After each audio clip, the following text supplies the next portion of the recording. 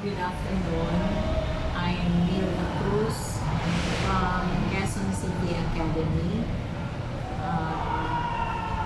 I work here for about 35 years. I'm teaching science in grade 9, grade 10, and grade 12. So, for the first question, what effects does air pollution have on you? Long-term exposure to polluted air can cause permanent health effects such as asthma, um, decrease in the ability of the lungs to function, development of diseases such as bronchitis, especially in children, emphysema, and may cause possible cancer also. For the second question, how can we cut down or prevent for air pollution?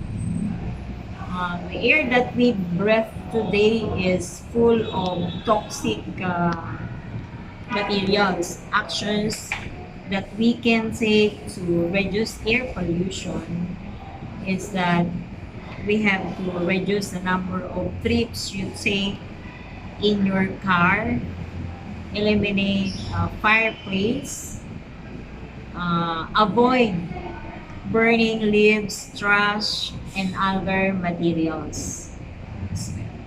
So, for the third question, is indoor pollution better or worse than outdoor and why? Indoor pollution, better or worse? Probably indoor pollution is worse than outdoor pollution. Why? Because the air quality in your home can be worse than the air quality outside.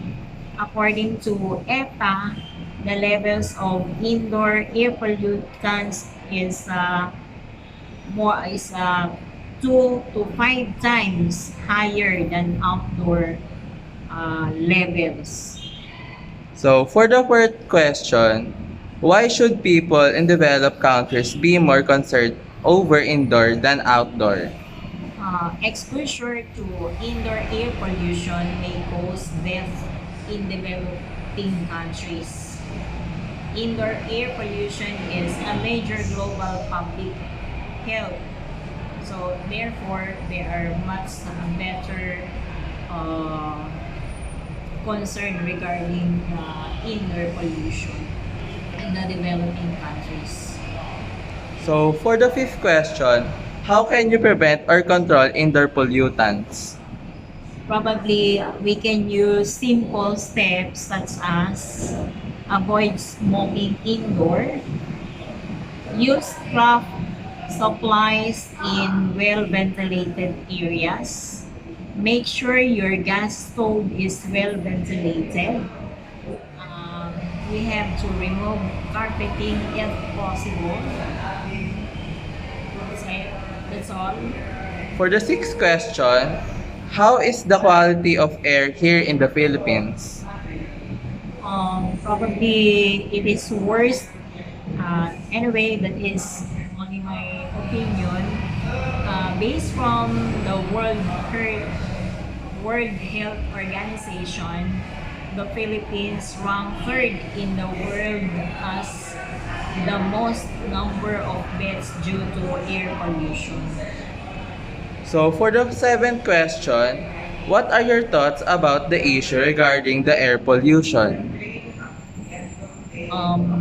In 2018, the World Health Organization uh, reported that the Philippines ranked third in the world as having the most of the deaths due to air pollution. So therefore, um, we have to take several steps that would help us, probably the Philippine government, in order to lessen, if not avoid it, because we cannot anymore avoid air pollution, at least we can lessen air pollution.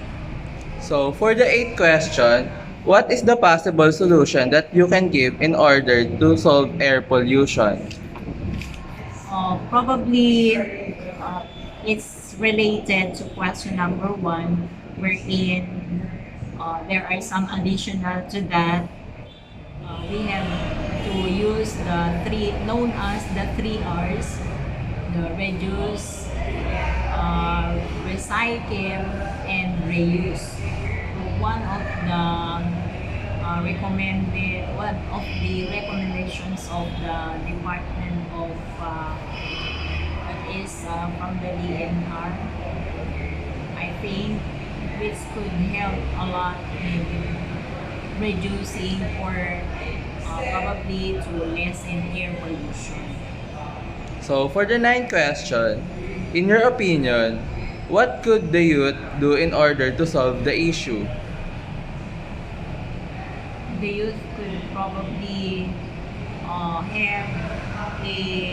must have an organizations wherein they could go into campaign, probably an organizations that would help a lot in preventing or probably lessen the air pollution in our country. We could They can do a lot, no, of help in order to lessen air pollution in our country. So, for the third question, what are the actions that a government can do regarding this topic? Republic Act of number 8749, otherwise known as the Philippine Clean Air Act, is a comprehensive air quality management policy wherein the program aims to achieve and maintain healthy air for all Filipinos. Thank you, ma'am. Thank you po. Welcome.